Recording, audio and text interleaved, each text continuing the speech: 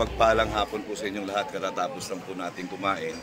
Yan, galing na po ako nagpa-check up ngayon, kaya lang grabe pala ang pagpapa-therapy. So, consultation lang po tayo. Pupuntahan natin yung isang doktor na kakilala ko, baka sakaling makatulong. So, yung prevention ng paninigas ng mga daliri ko. Ngayon po, pupunta tayo kay Nanay Susan. Punta tayo kay Nanay Susan para maghatid tayo ng tulong para pambili niya ng gamot. Yan, galing po kay Ate Noli Ramos ng Team Housemates. Yan, shout out po kay Noli Ramos sa kanyang sponsor na 1,000 pesos para kay Nanay Susan sa kapitbahay ni Trixie. So tara, samahan niyo po ako. Okay mga kalingap, magandang hapon po muli. Ito po si Kuya Mel, mga ate, mga kuya, mga ka-OFW. Nandito na po tayo ngayon sa harap ng bahay nila Nanay Susan. Yan, yung kapitbahay po nila Trixie. Ayun yung bahay nila Trixie. Yan, at eto naman po kila Nanay Una. So ngayon po ay pumunta tayo dito para magdala po tayo ng ayuda para sa pambili ng gamot na maintenance si Nanay Susan. Galing po kay Noli Ramos ng Team Housemates. Yan, kaya dinala po natin agad. So kamustahin po natin at mabigyan ko kayo ng update para kay Nanay Susan. Ayan po si Nanay Susan. Yan, magandang hapon po. Yan. Yan po yung sitwasyon ni Nanay Susan ngayon. Yan, medyo mainit. Yan, wala pa pong nagsusupport sa atin para do sa insulation foam dito para maibsan po yung init. Yan, para maibsan yung init kahit na hanggang dito lang sana. Yan. Para hindi ganun kainit. So grabe po yung init. Mabuti na lang po medyo malakas-lakas po yung electric fan na nabili natin. Kaya sakto lang na naprepreskohan si Nanay Una, pero ramdam pa rin po yung init. So ito na po yung sitwasyon ni Nanay Una, Nanay Susan. So ito na po yung sitwasyon ni Nanay Susan. Yan, magandang hapon na Rose Ann, kamusta na? Magandang hapon din po. Maayos naman po kahit paano. O, kamusta na si Nanay Susan? Ayun po, medyo umaatake-atake po yung pagkonvulsyon niya. Bakit? Hindi ko po alam eh. Nakakainom ba siya ng gamot? Nakakainom naman po, pero nung isang gabi po, hindi ko po siya napainom ng gamot. Kasi kapag po tulog na siya, hindi ko na po ina-istorbo yung pagtulog niya. At pag na-istorbo ng tulog, magdamag po siyang nagtatantrums, iingay. So, pero meron pa naman siyang gamot? O may kulang na? May kulang na po. So yun, maraming salamat kay Noli Ramos ng Team Housemates kasi nagpadala siya sa inyo ng 1,000 pesos. Napanood niya itong vlog ko kay Nanay Susan. Sabi niya kahit papano makatulong daw siya. So wala namang ibang problema kay Nanay Susan, yun lang. Wala na po, yung pag-convulsion lang po kasi talaga niya. Kanina umaga po hindi po talaga siya umiinig. Nanginginig lang yung buong katawan. Nanginginig lang yung buong. Pabayaan mo tulog. Yan. So ito po si Nanay Susan. Yan, si Nanay Susan. Hindi ko na po siya istorbohin kasi natutulog po siya. Nag-iingay po yan kapag gising. So huwag na natin siyang istorbohin.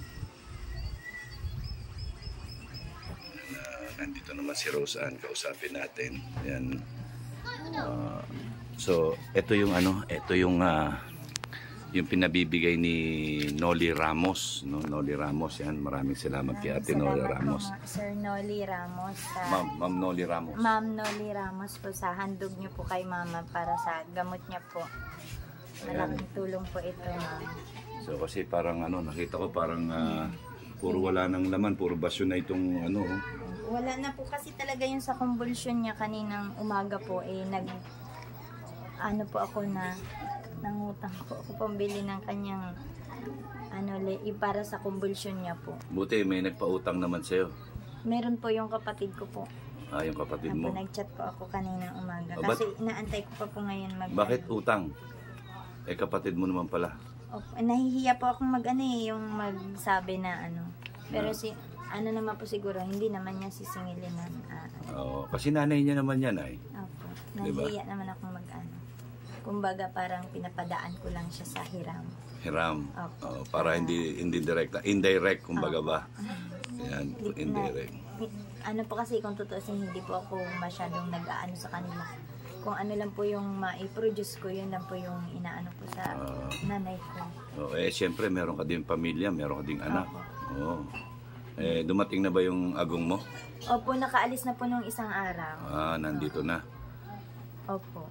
Nakaalis po nung isang araw kasi may pasok po yun nung ano. Nagbakasyon lang siya. Opo, mga Sandali 3 lang. araw lang po. 3 araw lang. Opo. So, konting araw lang yung pagsasama niyo pala. Opo, mga 3 araw lang po. 3 araw Kasi lang. yun din po niya 3 araw lang. Kawawa naman. So, tuwan-tuwa yung mga bata.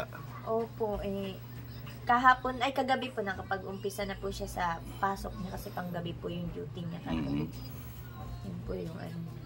Nakapag-extend pa nga po siya ng 1 araw kasi parang nalulungkot siyang umalis. Oo naman. Kung balik niya mga Pasko na siguro po. Kasi Maski naman siguro ako, ganun din naman ako. Iiwanan ko yung pamilya ko, di ba? nagamit niya na rin yung leave niya.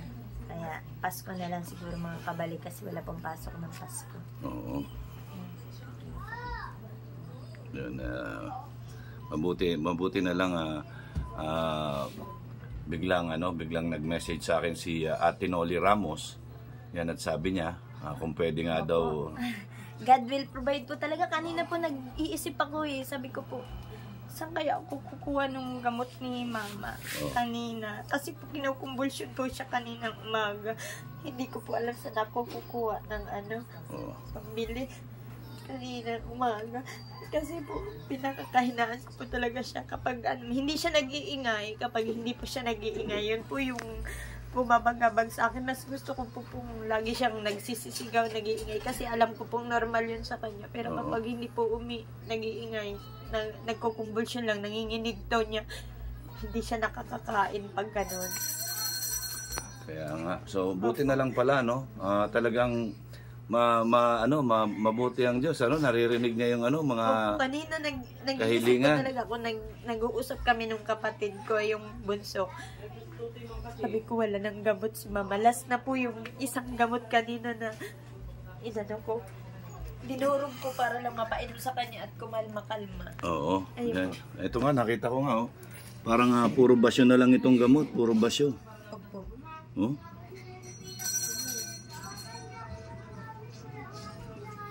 Yan, kawawa naman si Nanay Susan. Ayan. Ano po kasi, pag yung pong para sa convulsion lang po yung inaano ko sa kanya. Kasi kapag po yun nauubos, parang umaatake yung panginginig niya. So, ngayon, pabili ka kagad ng gamot, no? Pabili ka kagad ng gamot. So, sabi ko, malakas po talaga yung panalangin kapag... Yan, mabuti ang Panginoon dahil nagawan ng paraan, Kaya hindi sinasadya, talagang merong biglang blessing na dumating sa iyo. Yan, at ang gulat din ako, sabi ni Ate Noli Ramos na gusto niyang tumulong kay Nanay Susan. Yan, kaya agad-agad naman, kasi naisip ko, matagal-tagal na akong di nakapunta sa iyo, naisip ko, sabi ko, daling ko kagad ito, baka ako hirap na si Rose Ann para sa pambili ng gamot. Ayan, wala namang, hindi ka naman nagme-message sa akin. Nahihiya din po ako. Ayoko po talaga na malapit sa kahit kanina kapag alam ko pong nagkukusa lang ako. Pag kaya ko pa po. Kung kung meron naman ako, tutulong naman ako, yan. Ayan, tulad ngayon, tingnan mo, kaya sabi ko, dalhin ko kagad ito. Kanina, pag dinig ko sa boses mo kanina, Rose Ann, parang napahinga ako ng malalim kasi sabi ko, nandyan si Kuya Mail. Uy, may grasya na naman. Siya ata kasi yung gamot talaga ng mama ko talaga. Kanina umaga nag-uusap po kami ng kapatid ko kasi pagkagising ko ng umaga, umalis yung papa ko kasi namamasada siya ng umaga. Sabi niya, paalmusalin ko na si mama. Kagabi, hindi siya magdamag siyang hindi nag-ingay. Hindi po normal yun sa kanya. Pero bago ko po talaga siya iniwan kagabi, binihisan, natulog. Hindi na po normal yung mga kinikilos niya. Kasi tahimik. Tapos kaninang umaga, bumangon ako na maaga.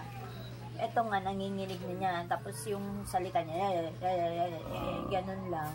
Pero mainit pa rin eh, no? Opo, eh. Wala na bang, kala ko ba lalagyan so ng karton pansamantala? Hindi ko pa po nahahanapan ng karton na malaki-laki. Eh. Wala. Yan eh, ito sana sana magkaroon ako ng pambili nito. Insulation foam.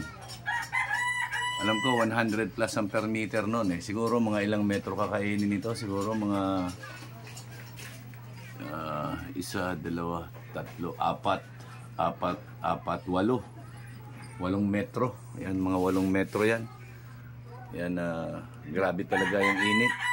Naubusan na din po ako ng budget sa gamot ni mama kay nung umalis po yung asawa ko, pamasahin niya. Na ipamasahe. Tapos pinadala ko din ng allowance niya. Kasi pagdating dun, kailangan din niya ng allowance. Oo, siyempre, hindi siya makakatulong kung hindi niya tutulungan yung sarili niya. Kaya hindi nga din po mapalagay yun kanina pag tawag niya kasi alam niya zero balance na ako. Anak, may kausap si mama. May kausap si mama. Gusto ko pa. Opo, sige po. So, ayun. Buti na lang yan. Merong nagmagandang loob. Yan, maraming salamat ulit kay Noli Ramos. Yan, sa kanyang maraming pagtulong. Salamat Yan, po. isang blessing talaga kasi nakita mo. Nagagalak po ako kasi God will provide po talaga. Kanina talaga nag-iisip po talaga ako kaninang kagabi pa kasi kagabi hindi ko na siya napainom ng gamot. Kasi sabi ko, gusto kitang pasyalan talaga. Kaya lang, namatayan ako ng aso. Kaya alam mo namang mahal na mahal ko yung mga Nakita ko aso. po yung aso. Oo, mahal na mahal ko yung mga aso ko. So, parang hanggang ngayon, hindi pa ako makamove on. Naiisip ko nga kitang puntahan. Sabi ko, kumusta na kaya si Rose Ann? Yan, at saka si Nanay Susan. So, tapos umuwi pa yung asawa ko nung isang araw. Kaya sabi ko, titingnan ko kung makakasaglit. Ngayon nagpa-check up din ako kasi nga, yung mga daliri ko naninigas. Kaya lang saksakan naman ng mahal. Yung pagpapaterapy. Aabot ng 50,000. Sabi ko, hindi po pwede yan. Ang dami ko nang natulungan niya sa 50,000 na yan. Samantalang ako, iisa lang. Siguro sabi ko, kukonsulta ulit ako sa ibang doktor. Yan, kukonsulta ako sa ibang doktor. Siguro naman meron yung reseta sa akin na yan na Tsaka, pang-relieve ng ng pain. Tulungan mo din po yung sarili mo. Huwag po kayo masyadong magpapagod. Kasi yung mama ko, ganyan din po nun eh. Kung tutusin, kaya pa po talaga kaso medyo hindi niya tinulungan yung sarili niya.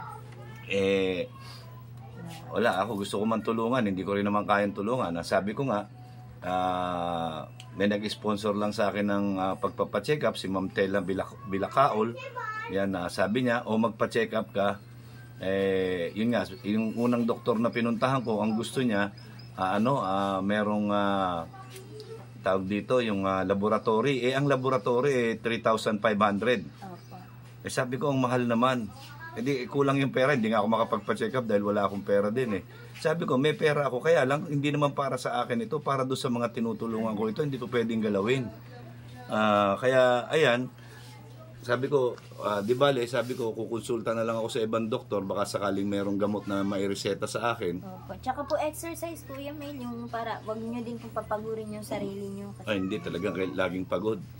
Kita mo, ngayon pa lang yung oras, hindi ka naman pwedeng pag-alanganin na yung hapon na yung hindi na ganun mainit, alanganin naman na yon. So, talagang usually yung mga biyahe ko, mga ganitong oras, umaga hanggang ganitong oras, dire-diretso yan. Yan baka itong bukas, nasa larap naman ako. Layo. May tutulungan ako doon, yung na-stroke din. Ganon din ang sitwasyon. Kaya lang, yun naman, kalahating katawan. Hindi kagaya kay Nanay Susan, talagang gulay siya. Yun ganon din. Pero mas kawawa ang sitwasyon noon kasi yun, iniwan na lang sa Talahiban. Merong isang nagmagandang loob na nag-asikaso. So, yun, ililipat namin siya ng bahay. Yung ginawa nyo ng kubo? Yung gagawa ng kubo pa lang, oo. Si Tatay Patricio. Patricio. So, yun naman ang next project ko sa kanya. Yun ang next project ko sa kanya naman. So, dito, makakaasa ka naman, every time na may magpapadala ng tulong, yan, agad-agad naman dadalhin ko rito. Dahil naintindihan ko rin yung sitwasyon nyo, yan, dahil nga sa maintenance, di ba, kailangan yan. So, ayan mo't may awa ang Panginoon na maraming tutulong sa atin para sa pang-maintenance ng nanay mo, si Nanay Susan. Yan, at sana magkaroon tayo ng sponsor para insulation foam. Mga 8 to 10 meters ang kailangan natin dito. Yan para hindi na siya talagang kasi mainit yan. Mainit yan. Yan sana lang meron makatugon dito sa panawagan natin Yan basta ang mo lang, pangako mo lang na aalagaan mo yung nanay mo. Yan, tandaan mo, ang magulang iisa lang. Ang anak pwedeng madami. Ang nanay, ang tatay iisa lang yan. So yan ang nagdala sa iyo mula nung pinagbubuntis ka ng 9 na buwan. 9 na buwan kang dala-dala niyan hanggang sa nagdalaga ka, hanggang sa nag-asawa ka. 'Di ba? Nasa kanya ka. So ngayon, this is the payback time na ikaw naman yung mag-alaga sa nanay mo. 'Di ba?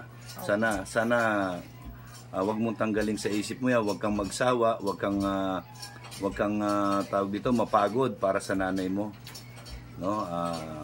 Ako hindi rin ako mapapagod sa paggawa ng paraan para makatulong din ako sa inyo. Yan, maraming salamat. Ayaan mo sa pagbabalik ko ulit. Agad-agad babalik ako dito. Yan, maraming salamat sa iyo. Yan, sana lumakas na si Nanay Susan. Yan. Yun ang laging sinasabi ni Kuya Mail, ang gumagawa ng mabuti sa kapwa ay pinagpapala. Yan. Mabuhay tayong lahat ng naaayon sa kalooban ng Panginoon. Yan. Magandang hapon sa iyo, Rose Ann.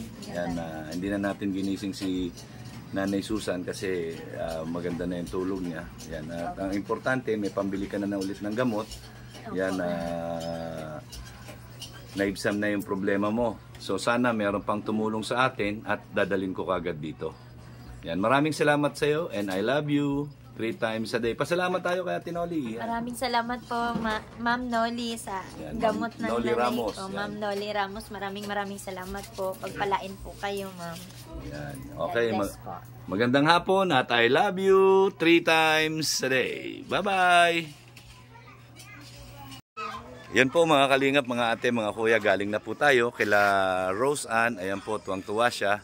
Yan, naresolba po yung problema niya. Yan, maraming salamat po kay Ate Noli Ramos. At syempre talagang ang Panginoon ay gagawa ng paraan para matulungan ang bawat isa sa atin. So, shout out po sa lahat. Yan, sa team housemate, shout out. Yan, ngayon po ay papunta na ako sa bahay, pauwi na po ako. Yan, nakapagpa-check up na rin po ako. Yan, maraming salamat po kay Ma'am Telma Bilakaol. Yan, Ma'am Telma Bilakaol, shout out po. Yan, magpapakonsulta pa po ako sa iba kasi sobrang mahal po ng pagpapatherapy. So hindi po natin kaya yon.